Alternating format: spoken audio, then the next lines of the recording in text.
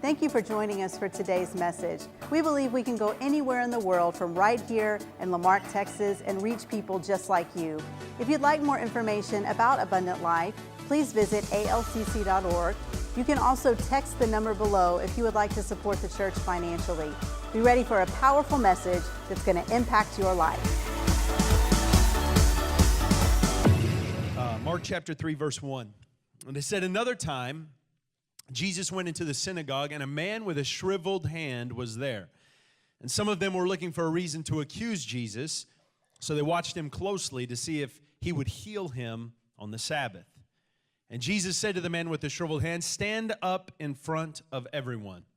Then Jesus asked them, which is lawful on the Sabbath, to do good or to do evil, to save a life or to kill?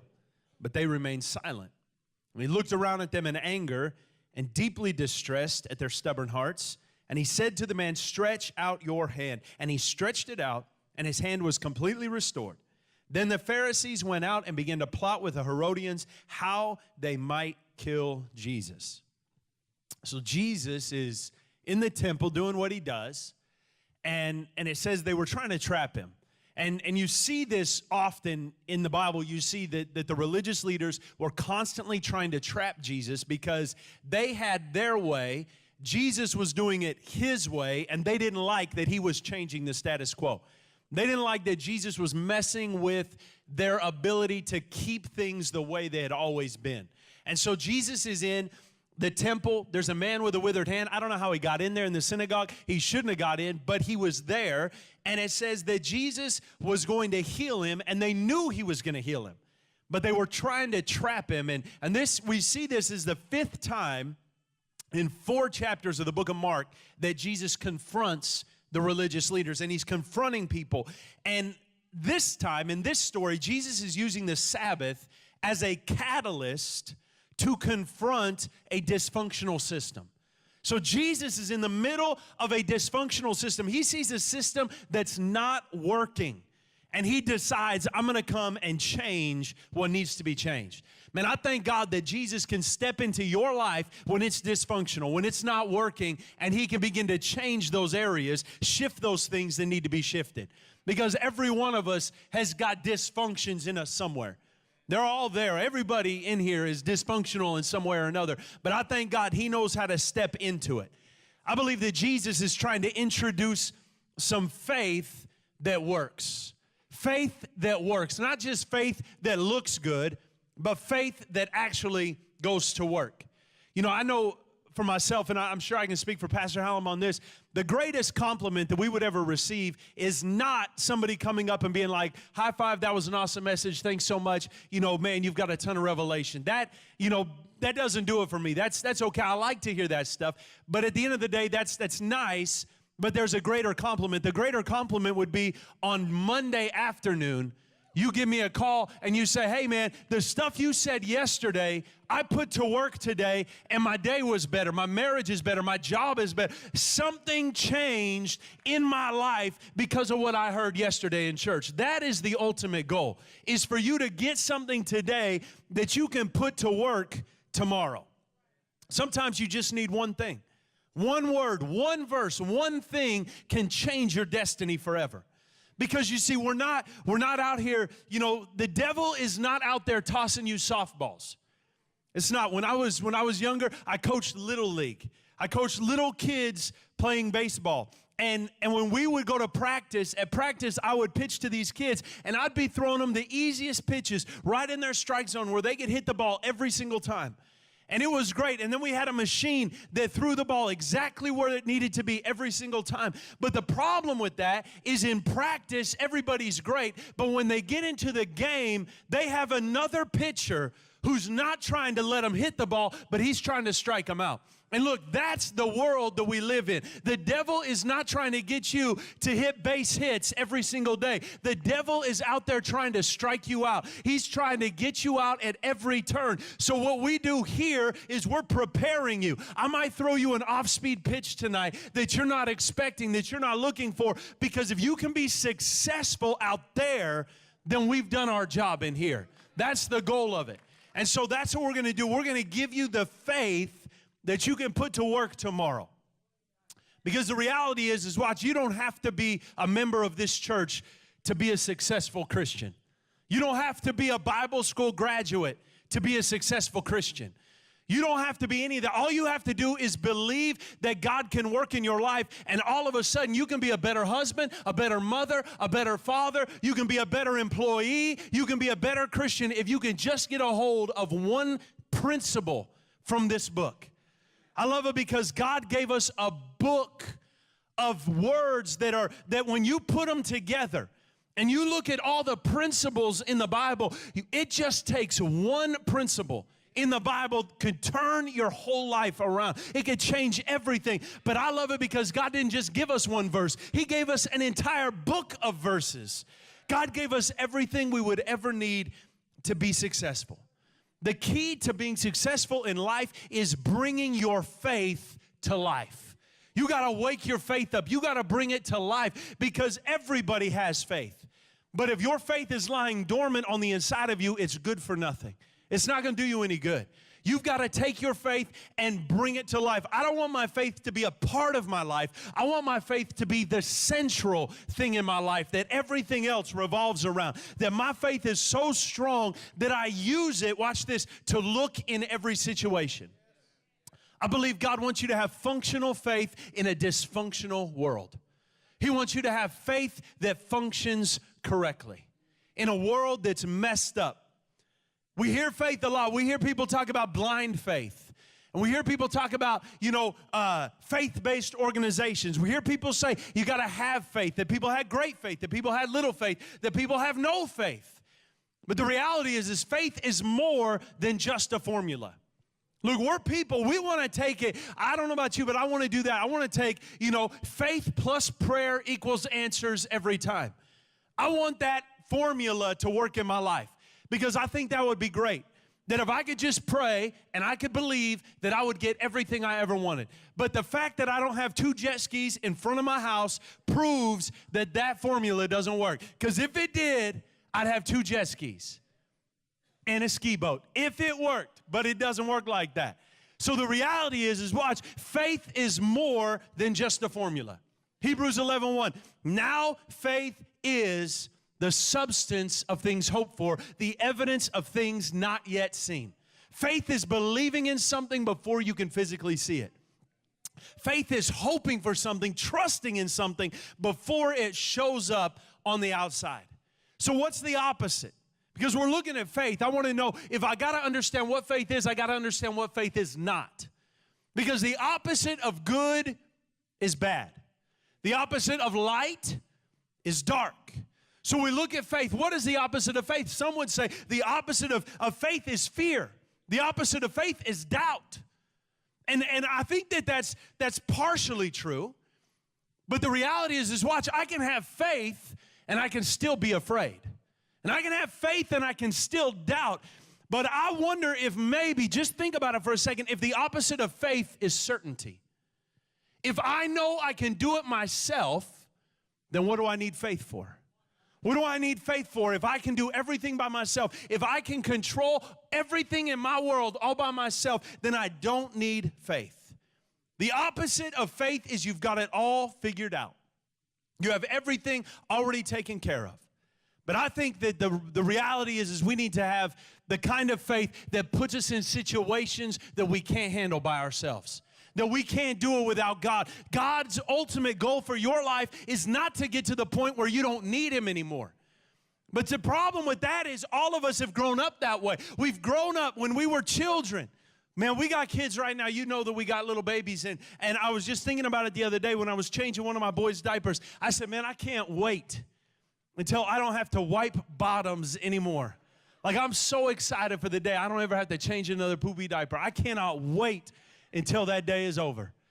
And see, those boys, they can't do anything for themselves. Now they're starting to. Like, I can give them a chicken nugget, and they'll walk around and gum it until, they got like 4 teeth. And so they can just gnaw on it until it's just like chicken gross laying on my floor. And I'm okay with that because now I don't have to spoon feed them every single time.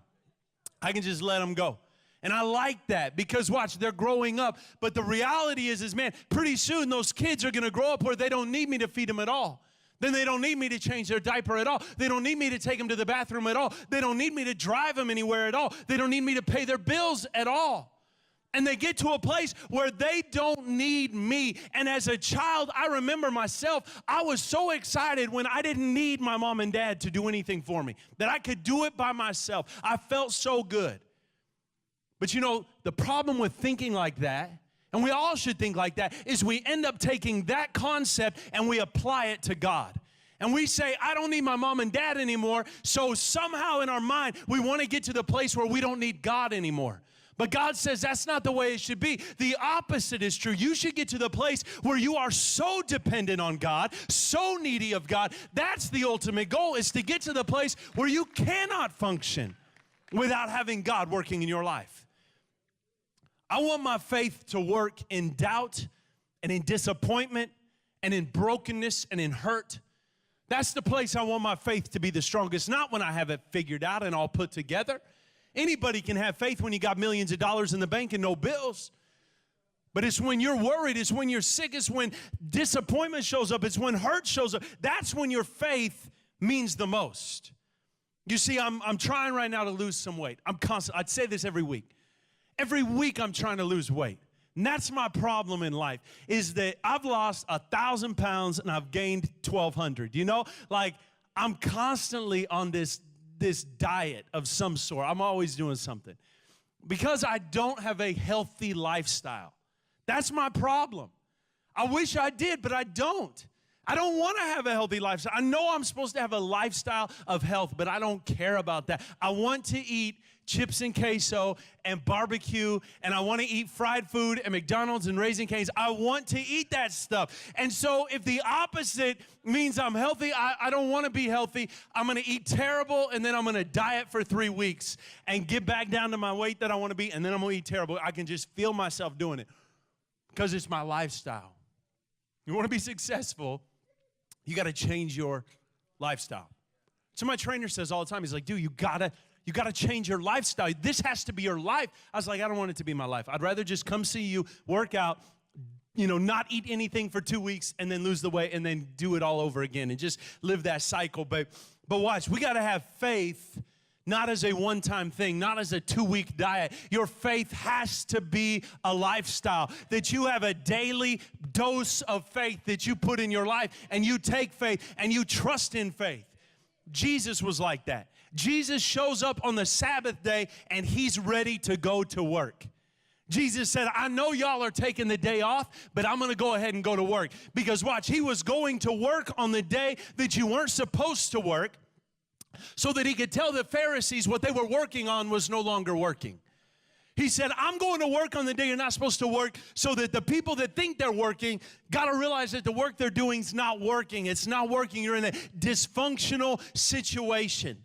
They had compartmentalized their faith to a place where they said, today is not the day for healing. How bizarre is that? That these religious men, the guys that were supposed to do it the most, had made up their mind that the day that you should be getting healed is the day that healing is not okay. How messed up is that theology? That now this is the day we rest, this is not the day that we heal. Jesus steps into the synagogue and he goes and flips their world upside down because Jesus had faith. A lot of people talk about faith and they say, I had faith when I grew up. I grew up in church. I've got faith. But they treat faith, they treat their belief like an heirloom. They treat it like an antique that, hey, I got faith up on my counter, and if I ever need it, it's there. But the reality is you can't live like that. You can't live with just faith compartmentalized in little places. Another way a lot of people live, Catherine and I, we've got a lot of plates. We got plates for days. I say it because when we got married, we made a decision that we were never going to break our plates in our house. I'm not talking about like making a mistake. I'm talking about I was never going to get upset at something she said or did and throw plates on the ground. I'm never going to do it. You say, why not? Because 2 reasons. Number 1, I'm not interested in cleaning up broken plates. And number 2, then I'd have to buy another plate, and I don't want to do that either. So we just made a decision. We weren't going to throw dishes. Some of y'all throw dishes, that's fine. We didn't throw dishes, so we got a bunch of plates. We got porcelain plates. We got plastic plates. We got paper plates. We got, fine china that people bought us at our wedding that I think we've used 3 times in 14 years, maybe. We got that in the special place. It's all locked up and hidden, away from the kids, thank God. They don't even know that room exists yet, and I'm going to keep it that way. But we got plates hidden, and the problem with so many of us is we treat our faith like fine china. That we keep it hidden, and we only bring it out for special occasions. We only bring it out for anniversaries. We only bring it out at Christmas or at Easter. We only bring it out for the special times. But the problem with that is that when your faith only shows up when you get a bad report from the doctor, or your faith only shows up when you don't feel good, then that faith is not going to work for you the same way it would if you had constant daily faith. That you said, God, I can believe in the good and I can believe in the bad. Because if you save your faith for special occasions, if the outcome doesn't turn out like you thought it would, then you're going to lose that faith. You're going to forget that faith because all of a sudden now the circumstance is going to be greater than the faith. I want paper plate faith. It's the kind of faith I want. I want the kind of faith that I can take with me anywhere. I don't use paper plates a lot of times, but I use those plastic Solo cups. And I will put whatever food I'm eating and dump it in a plastic Solo cup, heat it up in the microwave, and take it with me while I'm driving somewhere because I got a cup holder. So I'll be eating in my car out of a plastic Solo cup. That's the way I do it. So I'll eat like spaghetti out of a cup in my car driving to work in the morning. And I'm weird. I'm eating spaghetti out of a cup. I'm also eating spaghetti at 8 o'clock in the morning. I'm weird like that. Just don't judge me. I'm trying to lose some weight right now. That's probably why I need to lose weight, right? But see, the thing is I want faith, watch this, that can match up to Monday. They can stand up to the test of Tuesday. They could work with me through Wednesday, get me through Thursday. That could help me finish on Friday, and it could sustain me and let me stand up to Saturday. That's the kind of faith I need. I need faith that works 7 days a week. I don't want the kind of faith that I have to keep at home locked up in the cabinet. I want the kind of faith that I can use when I'm driving through traffic, that I can use on my way to work. I don't want special occasion faith. I want faith with a full-time job in my life. I want my faith to go to work in my life on a daily basis. Because you know what happens when I pull out our fine china? I'm nervous with it. I'm scared with it. I'm like tiptoeing to set it on the table and getting it out of my hands as fast as I can because I don't want to break it. Think about if your faith was like fine china. That the only time you used it is when you really, really, really needed it. But the problem is you'd be holding it, you'd be uncomfortable with it. I don't want faith like that. I want the kind of faith that I can walk around with and be comfortable because I've been using it day after day after day. If you're nervous around it, you can never use it to its full potential. I can use a red Solo cup to its full potential. Spaghetti, meatballs, whatever. Special occasion faith can be easily distracted. If you only use it for special occasions, you can easily get off a course. My faith is not for special occasions. And watch this, my faith is not held hostage by an outcome. My faith is not held hostage. I don't have or not have faith depending on whether I get what I wanted or not. My faith is not in like God like Santa Claus. My faith is in God like God. Because if Santa Claus doesn't give me what I want, I get upset. But if God doesn't give me what I want, I'm believing by faith that He's got something better for me, that there's something greater on the other side. And so I put my trust in Him. My faith isn't dependent on the outcome. Because if it is, it's just a matter of time until I lose it, until it's no longer there, until it no longer works. If you need a certain outcome to justify having faith, eventually you will lose the ability to believe when things don't work out your way. Because I'm a man of faith. I got a ton of faith, but sometimes I get sick, and I pray that I'm healed, but I still feel sick. And I pray that God heals me, but I still feel sick. And a day or two goes by, and I'm still feeling sick. I don't feel great. But you know what? I don't lose my faith because I don't feel great. I keep my faith and trust that God's going to heal me. You got to realize your faith cannot be tied to an outcome. I'm going to believe if God does, and I'm going to believe if God doesn't.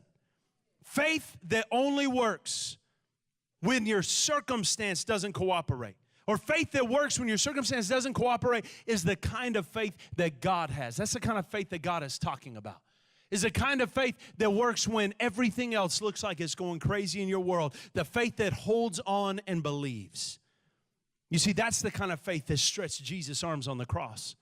Was a faith that trusted. Look, I believe God would have stretched those arms if nobody would have believed. For one person, God would have stretched those arms of Jesus because he had faith. God sent Jesus by faith, believing that you and me, we would receive him, that we would have a relationship with him. It's faith.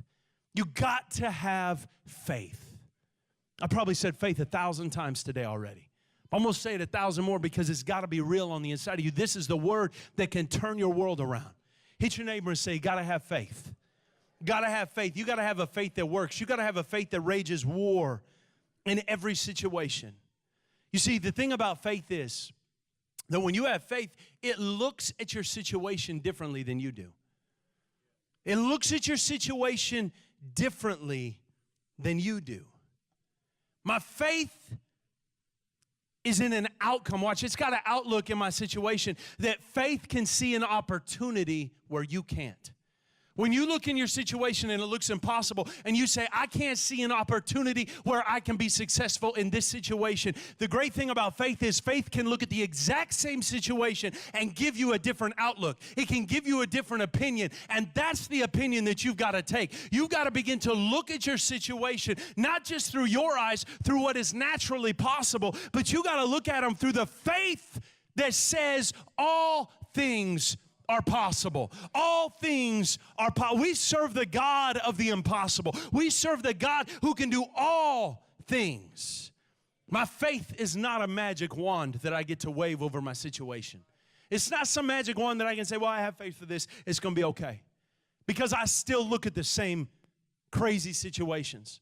I still look at the same bad circumstance. I still look at the unchanging things. I still look at this stuff that in the natural, it makes no sense and I have no power over it. I still look at the same stuff, but when I have faith, I look at it differently. I can see it differently. I don't look at it like everybody else does. I see it differently. No matter how it turns out, no matter what the situation is, I have faith that God can do something. No matter the outcome. That's a word you got to get so deep on the inside of you, because watch, God may not do it for you the way you want him to, or when you want him to, or how you want him to. But watch, God knows better. God knows better in your life. He knows better in your situation. He knows better in your family. He knows better in your money. Maybe God's no today means there's a better yes tomorrow. And I know it doesn't always feel good. And I know it doesn't always sound good. And I know it's not easy to hear no after no after no. But what if the no today means that you're going to get a great yes tomorrow? You may be in a situation today where you've heard no after no after no. But I'm telling you, your faith can change. Faith is not a frame of mind. It's a course of action that changes your frame of mind. That's what faith really is it's an action. The Bible says that Jesus now is standing in front of the synagogue, and he's standing in front of the religious leaders, and he's looking all over, and he sees a man with a withered hand, and he calls him forward, and he says, stand in front of the people who are judging you. Stand in front of these men who don't want you to be healed. That's essentially what he was saying. And so the withered hand man comes up. And you see, Jesus is dealing with two situations in this story. He's dealing with a withered hand, a hand that's not working, and he's also dealing with stubborn hearts. And it's interesting because he's using a physical example to deal with something that's not physical, to deal with something that's on the inside that's not easily seen. Because you see, every one of us has problems. We've all got issues. Some of them can be seen, and some of them are hidden. And some of us are bad at hiding our problems, and some of us are really good at hiding them. And so we look perfect on the outside, but the reality is on the inside we're messed up, and we're still struggling, and we're dealing with stuff, but we don't want anybody to know about it. And so we get good at hiding it. The Bible says this man had a hand that wasn't working. The religious leaders had stubborn hearts.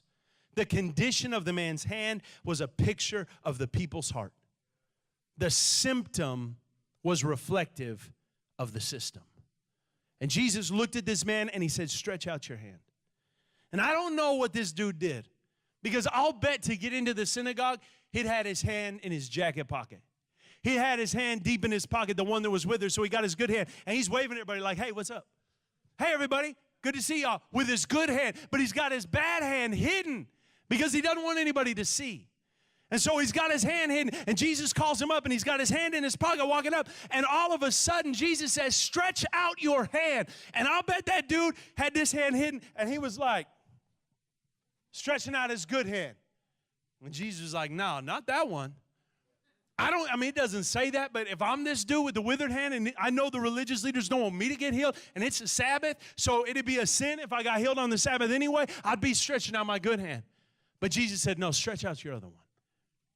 Stretch out the hand that's not working. Not the good one, the one that's not working.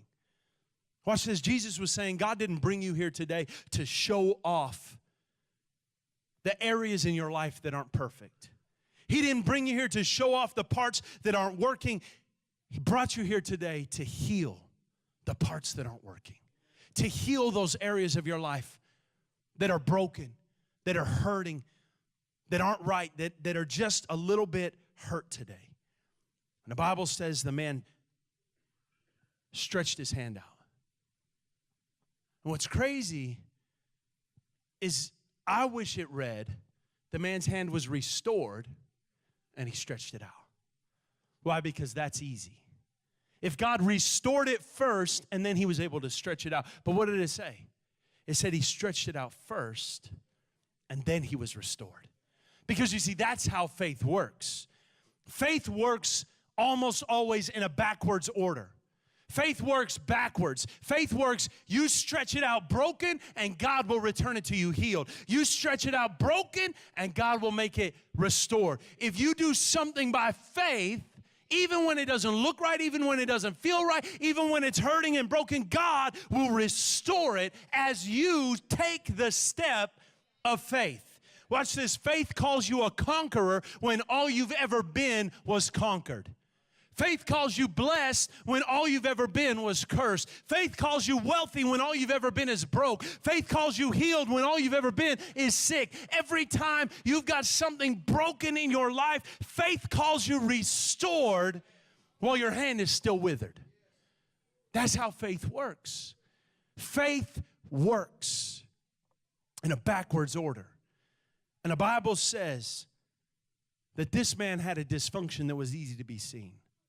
But the religious leaders were hiding it in their heart. And Jesus healed this man to change their hearts.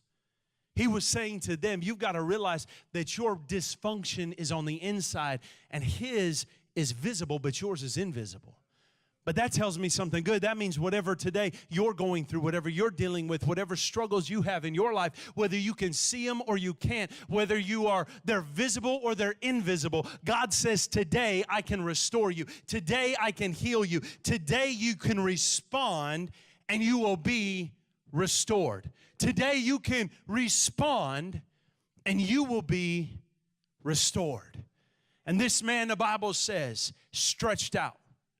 And as he stretched, he got stronger. As he stretched, he got strong. I don't know what his hand looked like, but I do know that as his hand stretched, it got stronger. And maybe his fingers started working again. And maybe his wrists started working again. And maybe he was able to open and close his hand like he'd never been able to do before. Because as he stretched, he got stronger. You see, you've got to learn how to stretch sometimes. You got to learn how to stretch out sometimes when you don't want to, when you don't feel like it, when it's not comfortable, when you're not sure what other people will think or how others will react. You've got to begin to stretch. Now, I don't know if there's anybody in here today that you want God bad enough in your life that you're willing to stretch today. I know this morning we came up front when Pastor asked, he said, hey, if anybody wants to go deeper, if anybody says, God, I'm ready to come back to my first love, and the altar was flooded with people. You said, I want to go deeper. But maybe you weren't in the service this morning. But tonight, I'm not going to have you come up front to go deeper tonight. I'm going to have you stand at your chair and stretch a little bit. I'm going to ask you to stretch a little bit. And I'm going to ask you to be like this man. And I'm going to ask everybody in the building to stand up on your feet today, because Jesus told the man with the withered hand, I want you to stand in front of everyone. And then he said, I want you to stretch out. And look, I'm not telling you today what to do. I'm not telling you you've got to do anything, but I am telling you, if you want to be successful tomorrow, you've got to begin to take those areas in your life that are withered today, and you got to stretch them a little bit. You got to say, God, I'm giving you the dysfunction in my life because I want to be stronger. I want to respond to you, because as you respond, you will be restored. There is a restorative nature in this place. This house is a place of restoration. And I don't know where you need to be restored today. Maybe it's something people can see. Maybe it's in your money. Maybe it's in your health. Maybe it's in your marriage. Maybe it's in your family. But I'm telling you, God knows how to restore your life. God knows how to change you. God knows how to heal you. But God can't do it unless you respond. And it was in his response that change started. God can't change you unless you first want to be changed. Faith doesn't work with God, heal me, and then I'll respond. Faith works with respond, and God will heal you. Stretch out, and God will change you. Faith says, listen, I can only function when they get tired of their dysfunction. To learn more, visit walterhallam.net. Here you'll find a list of resources to help you with your daily walk in Christ.